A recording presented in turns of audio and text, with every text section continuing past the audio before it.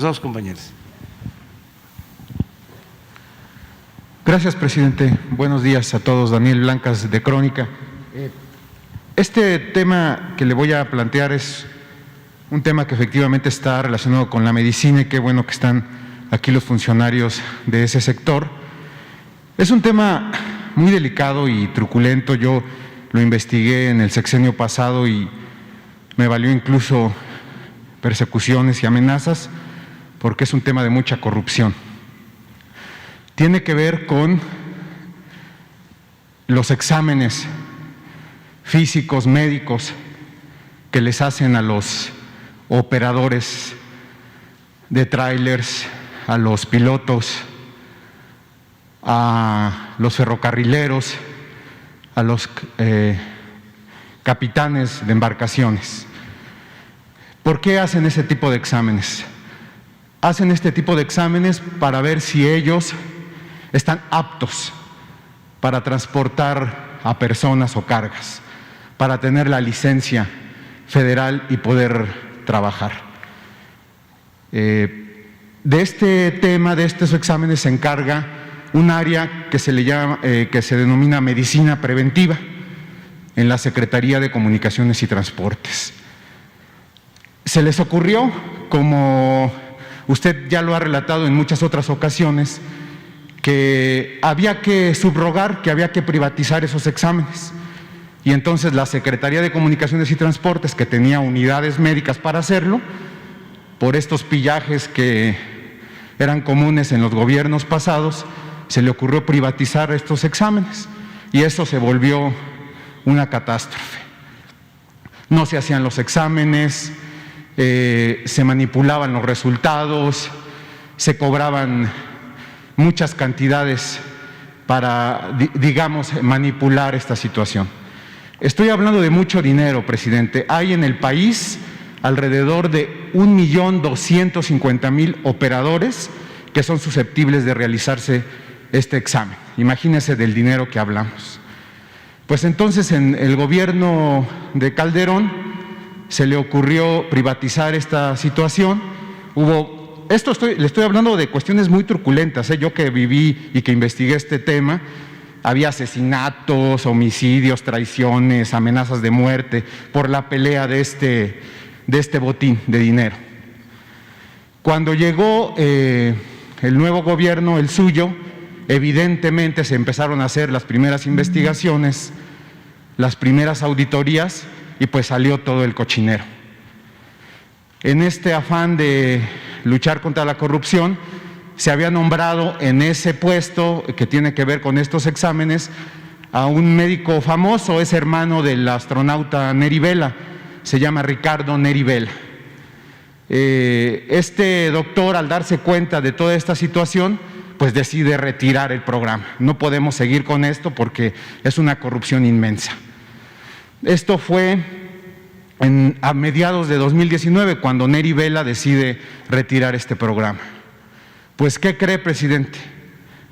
Neri Vela enferma de COVID muy grave, tiene que retirarse de este puesto y en enero de este año se nombra a otro doctor que se llama José Manuel Nogueira, que pese a todos estos antecedentes que le estoy comentando, decide apenas hace unas semanas, el 26 de marzo, reabrir ese programa de cochupos, de enjuagues y de todo lo peor que usted pueda imaginar. Entonces, mi pregunta, presidente, es: ¿usted avala este retorno a este tipo de programas cuyo objetivo fue desmantelar lo que podía hacer el gobierno, que representa mucho dinero para el gobierno, para dárselo a privada? ¿Es una orden o una disposición, un lineamiento de su gobierno? No, y tampoco avalo eso. Nada que tenga que ver con corrupción se avala. Ya hiciste la denuncia y le voy a pedir al secretario de Salud, al doctor Jorge Alcocer, que establezca relación con el secretario de Comunicaciones y Transportes y se vea este asunto, si te parece. Sí, muchas gracias, presidente. ¿Sigue usted entonces en la tesitura de lo que tenga que hacer el gobierno, que le represente,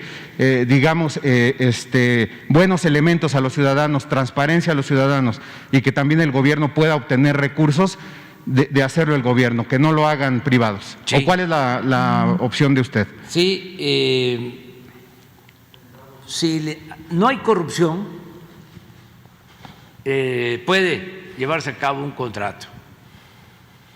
Pero si es un contrato que se entrega con propósitos de beneficiar a particulares, inclusive en contra de la salud del pueblo, de la vida de los mexicanos, pues eso no se debe de permitir. El caso más triste y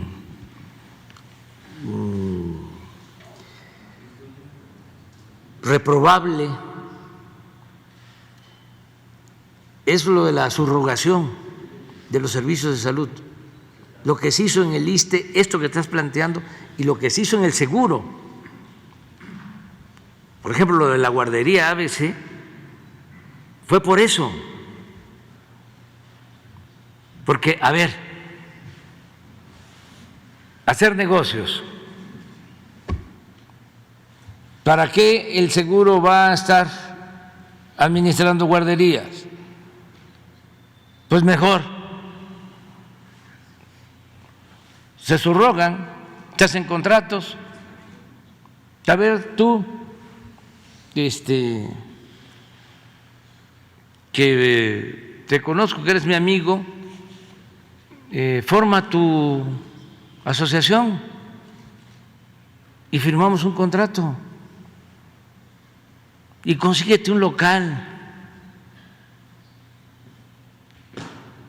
y contrata a maestras, a maestros, a trabajadoras sociales, y vas a tener un ingreso y es un negocio, te va a ir muy bien. Entonces, ¿qué pasaba? Pues se contrataba un galerón que no estaba en condiciones para hacer una guardería, ni había los cuidados para garantizar la seguridad. Ese es el pensamiento neoliberal, neoporfirista. Eso es a lo que yo llamo conservadurismo.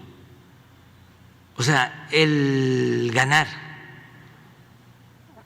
a como dé lugar, el triunfar a como dé lugar, lo material, el dinero, la ambición, el influyentismo, la corrupción. Entonces ya sabemos lo que eso provoca, las desgracias que provoca. Entonces, por eso, en el caso del seguro, no queremos más ese tipo de subrogaciones. Fue extremo. El ISSSTE se quedó como un cascarón, porque sus funciones básicas, sustantivas, todas se subrogaron, se privatizó. Bueno, hemos hablado aquí del caso de los reclusorios. Si nos salvamos porque la gente dijo basta, pero un sexenio más y todo lo público se hubiese convertido en negocio privado, en detrimento de la economía del pueblo. Ese es el debate de fondo. Por eso se molestan, pero ¿verdad que vale la pena aguantar? O sea, ennoblece, es un timbre de orgullo enfrentar eso. Presidente, este es un tema apremiante porque por la pandemia, digamos, por la parálisis que hubo, hay muchos transportistas, muchos pilotos que tienen rezagado su permiso y rezagado su licencia.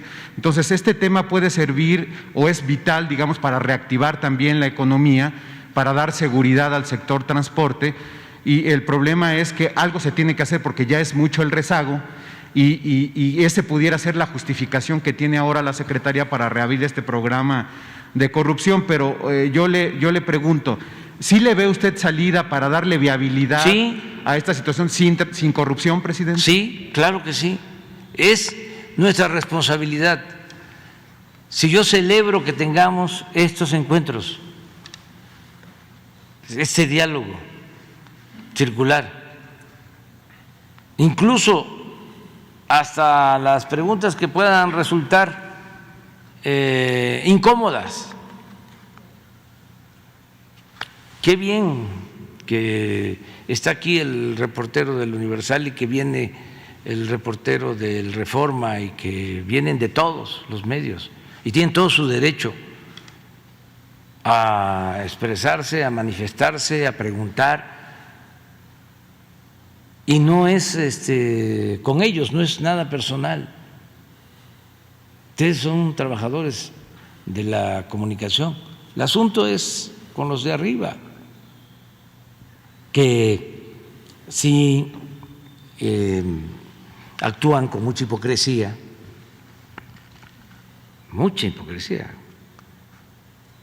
porque lo que los mueve son los intereses, pero ustedes no, y aún ellos tienen todo el derecho de protestar y nosotros tenemos que garantizar el derecho a disentir. Pero esto es importantísimo porque lo que tú me estás diciendo ahora, por ejemplo, no lo sabía. Y a lo mejor tampoco lo sabía el secretario de Salud, pero ya aquí ya se supo. Presidente, para permitir todo esto que le estoy comentando, pasó lo mismo que se ha referido, por ejemplo, en el caso de Pemex o de CFE, que empezaron a desmantelar la infraestructura, dejarla debilitada, abandonarla. Aquí pasó lo mismo porque la Secretaría tiene sus unidades médicas, tenía 42 y el doctor Vela empezó a abrir más, incluso hizo gestiones ante la Secretaría de Hacienda para recibir más recursos, equipar mejor las clínicas de la Secretaría de Comunicaciones y encargarse la propia dependencia de estos exámenes. La línea es que se invierta lo que se tenga que invertir en las unidades para que se pueda hacer este trabajo con dignidad, presidente. Sí, sí, y que no haya corrupción, porque insisto, puede ser que se tenga un contrato de servicio médico, pero que sea eficiente, que no haya influyentismo de por medio y que no nos resulte oneroso con precios elevadísimos, que no haya corrupción, pues. Pero si podemos restablecer el sistema de salud que tenía, según lo que estás manifestando, la Secretaría de Comunicaciones y nosotros contratar el personal, ¿sí?, y equipar estas clínicas para dar nosotros ese servicio, ¿sí?, lo vamos a hacer. La Secretaría tiene, ¿sabe? Busqué nómina transparente, presidente. ¿Sabe cuántos médicos tiene la Secretaría? 400 médicos. Sí. Tiene 50 enfermeras y 50 psicólogos, o sea, personal El problema también que me plantean es que están sindicalizados y están acostumbrados a ir a checar y a salirse a su trabajo del consultorio de enfrente, y entonces viene toda esta burocracia. Entonces, pues también habría que poner quizás énfasis en el trabajo que están haciendo. Sí, pero ya también en eso ha habido un cambio. Esos trabajadores que antes actuaban de esa manera ya están cambiando de proceder, ya actúan con más responsabilidad, y es cosa de convocarlos, y depende mucho del ejemplo que se dé arriba. Si el de arriba, el jefe, es un tranza, pues ¿qué ejemplo va a dar al resto de los servidores públicos? Un día vamos a hablar aquí, que este es otro asunto, de cómo estaba la COFEPRIS. Un día vamos a hablar, porque eso es igual que esta corrupción que existía en la compra de medicamentos, lo de la COFEPRIS. Alguien solicitaba un registro, dice, pásele, va a su trámite al Departamento de Normatividad, y ahí se iba el trámite literalmente a un túnel, algo así, a un sótano, y ahí se quedaba, y solo si había arreglo, Mochi salía del sótano la solicitud. Obvio, ¿quiénes manejaban la COFEPRIS? Los mismos que vendían las medicinas. No daban permiso a competidores. Un día vamos a hablar de eso, de cómo funcionaba. Ahora ha cambiado muchísimo. El director de COFEPRIS, Alejandro Schwartz, es una gente de primera, médico de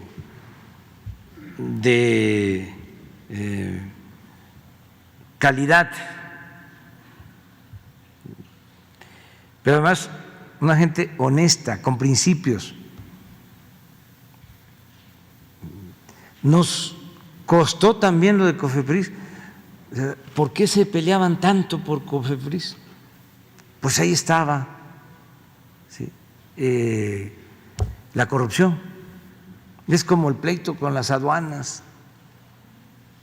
que estamos limpiando, y no nos vamos a detener, pero vamos a continuar con esto. Gracias, presidente. La compañera